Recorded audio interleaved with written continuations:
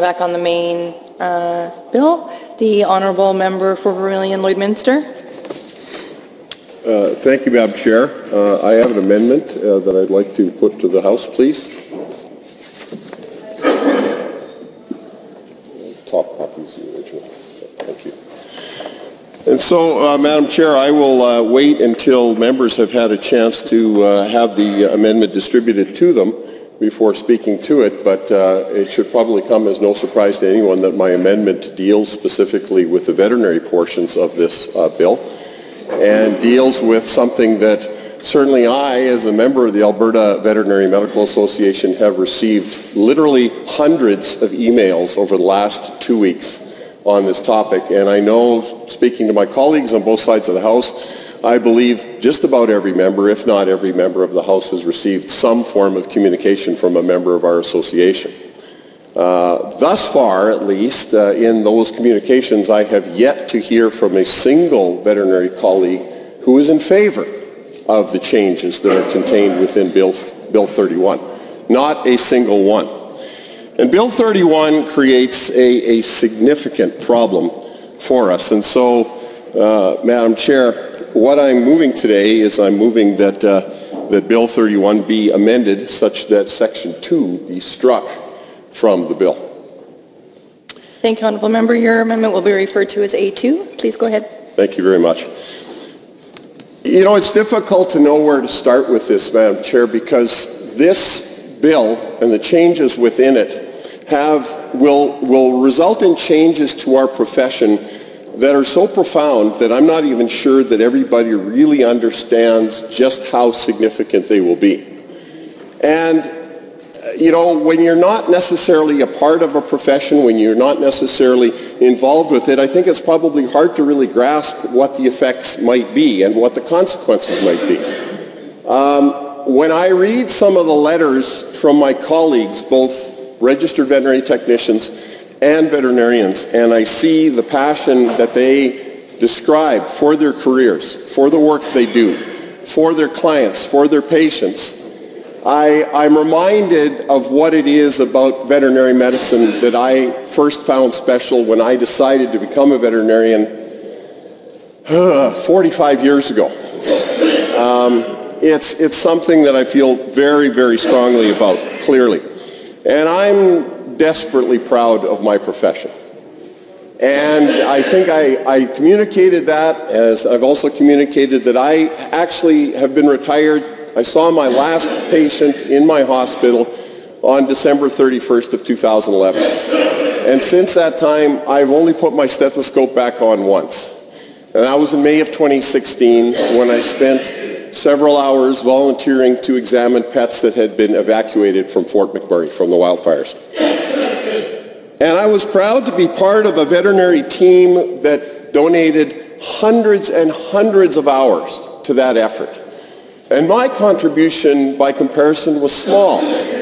I worked with a team of veterinary technologists from the Fish Creek Clinic that had been there round the clock for 3 days.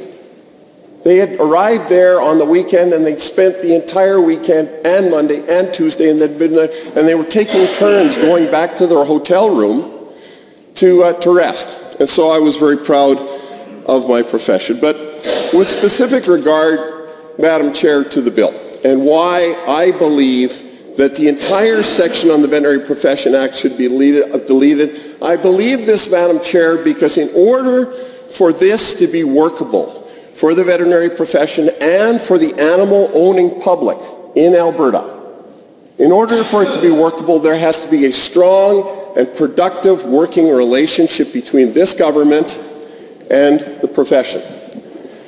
And I will say that Bill 31 and the way it has been handled by the minister has destroyed that relationship irrevocably. And that it is damaged to the extent that if this is proceeded with, our profession will suffer damage to an extent that I don't think anyone can even really imagine.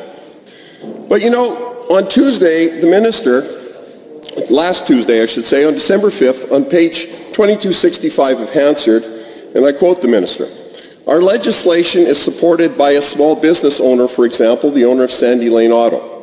It's supported by the Alberta Motor Association, which is very trusted in Alberta. They've said, we believe all Albertans should have confidence in the service they're receiving. You know, they've got a long history of standards that make them experts, really, on the voice of this. I would encourage the members opposite to listen to the experts. That's what the minister said last Tuesday, to listen to the experts. Well, I'm going to say exactly the same thing. I would encourage the members opposite to listen to the experts as well. Now, if you're stating that veterinarians aren't experts in this field, I would invite you to stand up and say that. But I would suggest to you, and in fact the minister has said in her letter, that veterinarians are trusted professionals. Sounds like they're experts. Veterinarians are trusted professionals. And so I would think that the over 300 emails that I've received, and I don't know how many have gone to the minister's office, would indicate that a large number of veterinarians and registered veterinary technologists indicate that Bill 31 is problematic. But don't just listen to veterinarians. Why don't we listen to a lawyer? Mr. James Casey is a lawyer, a specialist in labor relations law. He is a Queen's Counsel. He graduated from the University of Alberta's Faculty of Law. He is a partner at Fields Law. Actually, I got most of this information, interestingly, from the Labor Department website, where Mr. Casey is listed on their website as being an expert in labor relations. And I'll just give you some of his credentials, because it's like a page long. Jim is a sought-after speaker and author on labor and employment law topics and taught labor law at the University of Alberta as a sessional lecturer. Jim is the author of many labor and employment publications and is the editor of Remedies in Labor, Employment and Human Rights, which has been cited by the Supreme Court of Canada. Jim also acts as legal counsel to many professional regulatory organizations. He founded the firm's professional regulatory group and is the author of one of the leading texts in the area, The Regulation of Professions in Canada, which has been cited by the Supreme Court of Canada and many other courts. I read that, Madam Chair, to establish that Mr. Casey is indeed an expert. And Mr. Casey's been retained by the Alberta Veterinary Medical Association to take a look at Bill 31. And he has provided them with a preliminary opinion.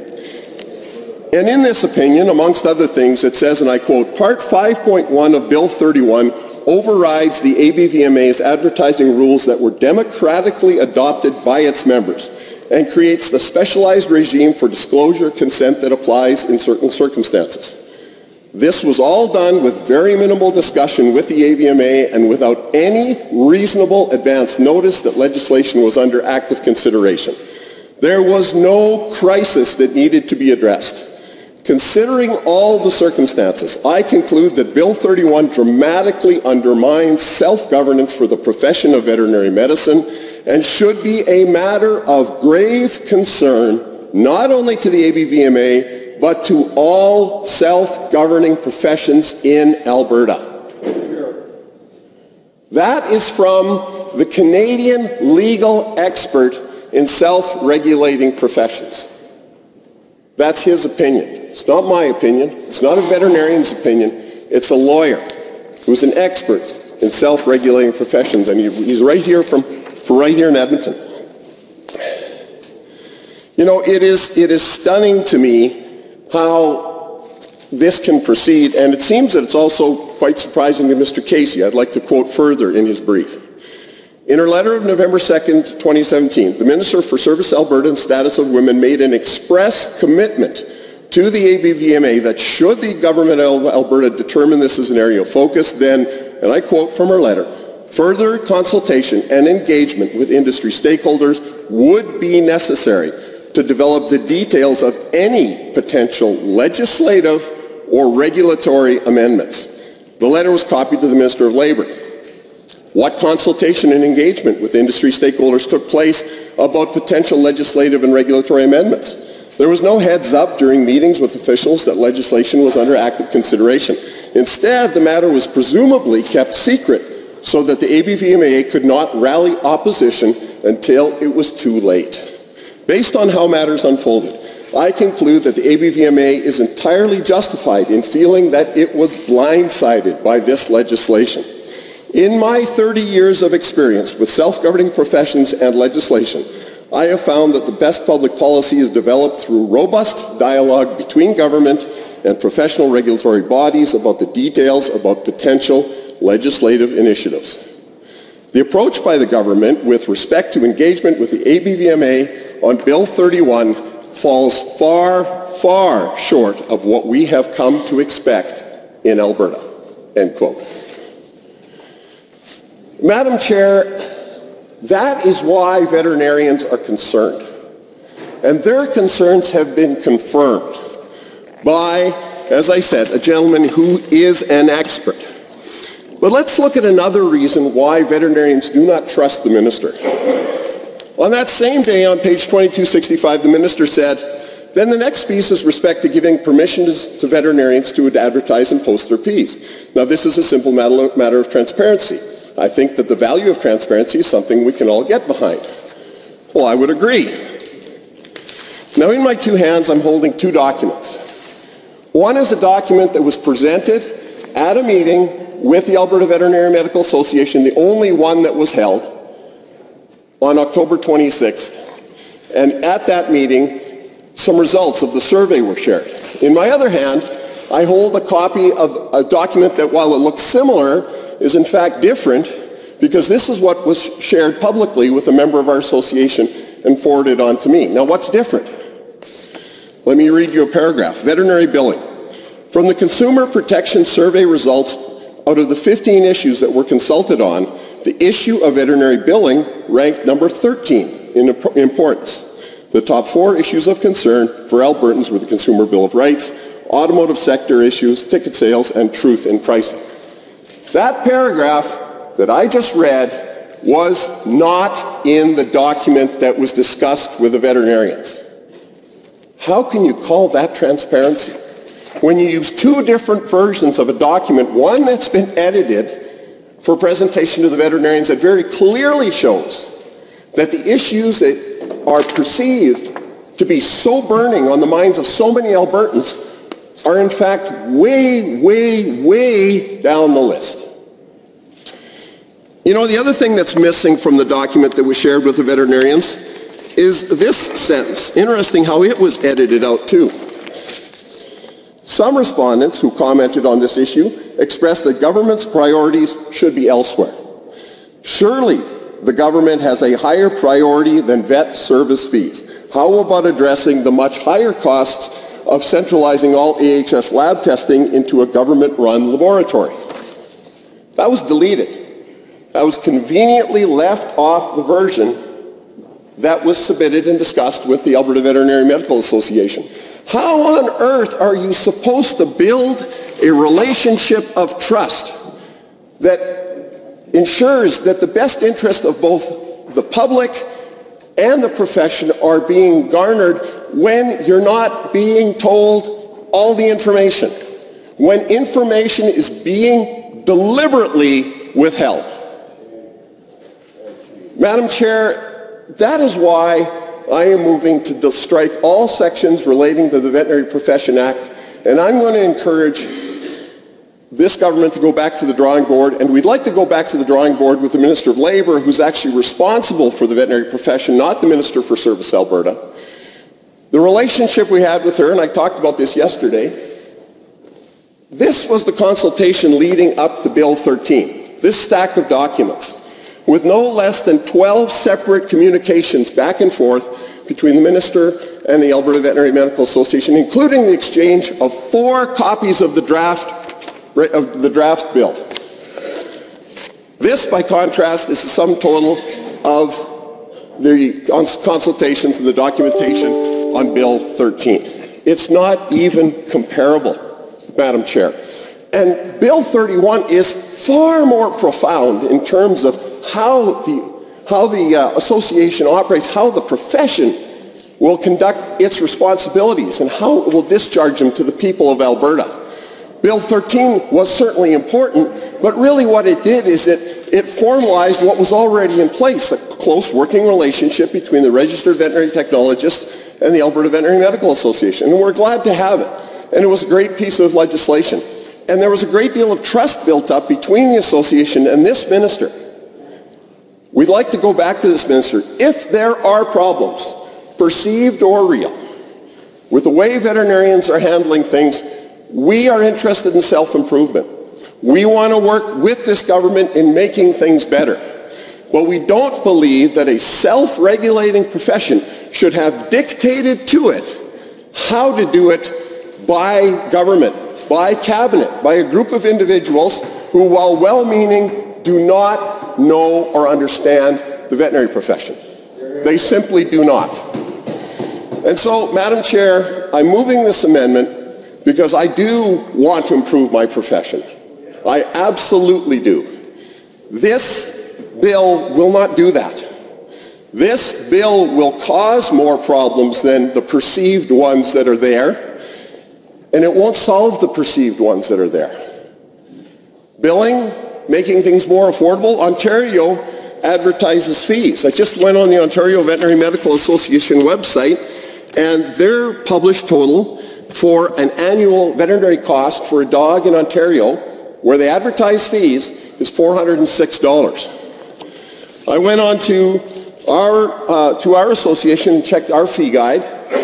If you total the same procedures in our fee guide, the total is $359.80. Roughly $50 less than Ontario. But they can advertise, and we don't.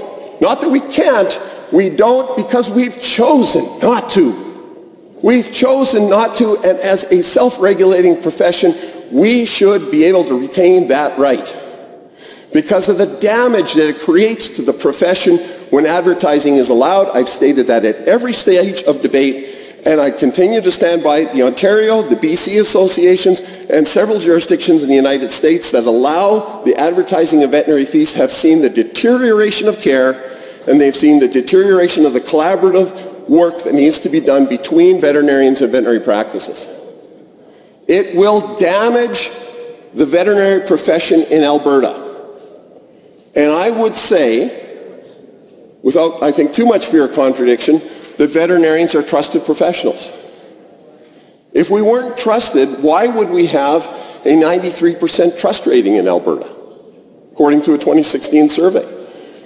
And I won't even give the number for politicians, pollsters, or lawyers. But I will tell you that the number for veterinarians is always within the top 5. We are a trusted profession, and if there are 7% of the population that don't trust us, we'll work on that. And we're happy to work on that. All I'm saying to my colleagues on both sides of the House, do not vote in favor of this bill. Vote to remove these clauses from this bill, because I can tell you as I stand here, they will damage the veterinary profession. They absolutely will damage the profession, and they will not result in a solution to the perceived problems that are talked about in this survey. They will not. I can absolutely tell you that with absolute certainty. And you know, the minister's well-intentioned. I really think she wants to make things better for Albertans and for pet owners. But the way to do that is work with the association, not against it. The way to do that is to consult and collaborate and bounce ideas back and forth, not blindside them with a bill with zero effective consultation. That's not how you make things better for Albertans. Madam Chair, these sections are deeply offensive to veterinarians. But what is even more offensive is in the way that veterinarians have been dealt with throughout the course of this debate.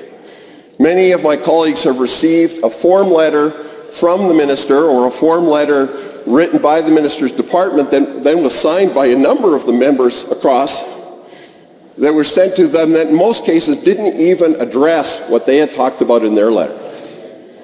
And so, Madam Chair, veterinarians justifiably, I think, feel just a little bit slighted by this government. But it's not beyond hope. It's not beyond hope. get rid of these amendments. Vote in favor of my amendment to remove the sections of the Veterinary Profession Act from this bill. And in my view, you have a chance to win back the trust of the veterinary profession in Alberta. But if these go through, that trust has been shattered.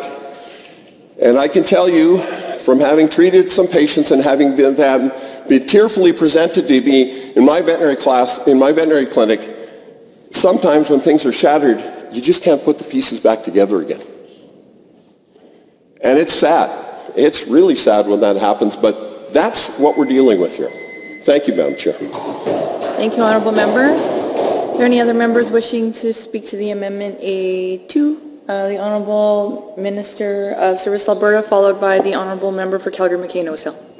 Thank you, Madam Chair, and I thank the member for his passion and dedication to his industry that he is certainly vested in and cares deeply about. We know that veterinarians are trusted professionals and that Albertans look to them to provide quality care for their pets. Madam Chair, we met with the Alberta Medical Veterinary Association and other veterinary industry stakeholders, the Alberta Veterinary Technologists Association, and the Western College of Veterinary Medicine. We met with them in person and had telephone conferences with them and department officials from both Labour and Service Alberta on October 27th, November 10th, November 28th, and then we met with various vet clinic owners on September 22nd, November 23rd, and November 26th. So, Madam Chair, certainly we had in-depth conversations with them. We heard their concerns. But, Madam Chair, I think that there's some important things to point out here. First of all, as I've mentioned in my speaking notes, the provisions of this legislation is not dissimilar to what we find in other jurisdictions in Canada, where self-regulating professions of all kinds are alive and well. Madam Chair, this is also not dissimilar to other professions. For example, in Canada, lawyers are permitted to advertise and are required to disclose their fees. Additionally, Madam Chair, when we look to medical professionals in private, non-publicly funded situations, we can look certainly very easily to our neighbors to the south for what that looks like in terms of advertising. And Madam Chair, the doctors in the United States that are providing all kinds of care, including surgical services to humans, are advertising their fees and are permitted to do so. And I don't think anyone in this House would suggest that those doctors are not also trusted professionals, as people are putting their very lives in the care of those medical professionals. So certainly these changes are very much in line with other professions, similar other professions in similar circumstances, and in line with other Canadian jurisdictions, Madam Chair, where, again, self-regulating professions of all kind are alive and well, and certainly it is within the purview of governments across Canada just to set the scope for the regulations that are, for the associations that are self-regulating. And so again, this is not dissimilar to what has been done in BC and Ontario. So we certainly did consult. We met with them. We had telephone conferences. We met with them in terms of their availability as well. And we heard over several months. We heard from ordinary Albertans as well, who told us that they want to be informed when they're looking for veterinary services for their pets. Madam Chair, we heard from average Albertans. We heard that they want to be informed when they're making these decisions. A woman here in Alberta, Davida Morantz, she got an unwelcome surprise when she got out of the hospital in 2014, and she went to pick up her beloved Sheltie named Libby from Friends. The dog, while in her friend's care, needed $4,800 in dental surgery while the Edmonton senior was in hospital care, an amount she felt obligated to pay back to her friends. She said that they were so generous in taking care of her pet and doing a really fine job that there's no way she would leave them with the bill. So when she checked around at other clinics, feeling that $4,800 was very high, she found that that the quotes that she could get, that they were for thousands of dollars less. And so she is certainly in favor of transparency because she feels that this will help Albertans to get a sense of what they're in for. Another woman came forward and told us her story that she took her cat in because it had swallowed a sewing needle, Madam Chair, during her spring cleaning. And the animal was taken in and given an X-ray, and she wasn't told the cost of that X-ray before it was done. And they just took their pet to the nearest veterinarian to their home, and they were then told that it would be an additional $1,200 to $1,500 to repair the pet. And so she said, I can't afford that to operate on the pet. I imagine operation was required. And they said that if you give us $400, we'll do the surgery and we'll take your cat. And she said that they paid the money and they never saw their cat again. She said to me in speaking with her that she didn't know what happened to the cat at the end of the day. And she said it was an absolutely wretched experience. She remembers sitting in her car, crying, thinking, I just paid someone to take my cat away. And so she's glad that the government is making sure that veterinarians will have to make it clear how much the care will cost. As mentioned, certainly disclosure is required by the association, but that does not expressly include fees. So she applauds this, stating there's going to be more information up front about costs, and I think that will be hugely beneficial. Kath Ulsler, she's the co-founder of Zoe's Animal Rescue in Edmonton, and she also likes the proposed guidelines. The animal rescue that she's involved with takes in unwanted animals and attempts to help those with low incomes pay for the cost of veterinary care. She says that she's had positive experiences with veterinarians who provide services to the shelter, and she doesn't want the profession to think that the changes are meant to be adversarial, and neither do we, Madam Chair. She says, it does come like we're coming after you, but I don't know how else to make a change happen. And I think that is important. We've heard impassioned pleas from Albertans who want to be informed, who want to know what the cost is going to be, and many of these are vulnerable Albertans with low incomes who rely on their pets for companionship. And at the end of the day, Madam Chair, these individuals don't know who to turn to, don't know who to talk to,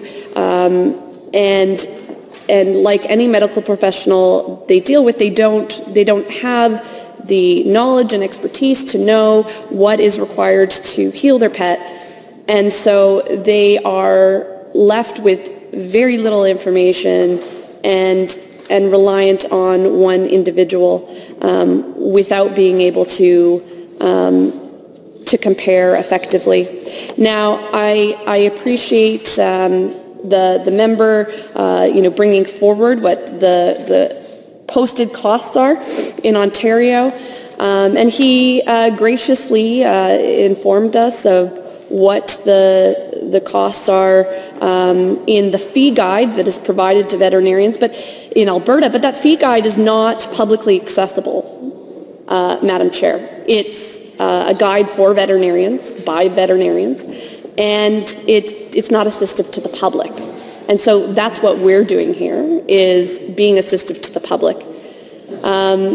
So, Madam Chair, with that, this proposed legislation will help Albertans, will help pet owners find high-quality care for their pet. I've heard the member opposite speak passionately about how veterinarians provide quality care and take their ethical standards to the highest of their concerns and provide high-quality care. And so I have no doubt, and I have every confidence, that even with the ability to post their prices, that they won't bring their ethics into disrepute, that they will keep their own ethics at a high standard, as we expect them to, and as their regulator expects them to do, regardless of whether or not they are now enabled to post fees, but despite the fact that they're not required to do so.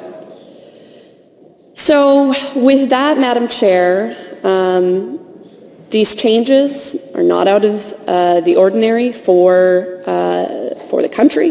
They are not out of the ordinary, certainly, with respect to other professions. And they are something that Albertans have expressed. They are very, very pleased for change in terms of their interactions with veterinarians. So while I appreciate this may be difficult of an adjustment, certainly this is something that will help many Albertans. So many Albertans are pet owners. There's over 1 million pet owners in this province. So I cannot support the member's amendment, though I do thank him for continuing to be an advocate for the profession of which he is a member. Thank you.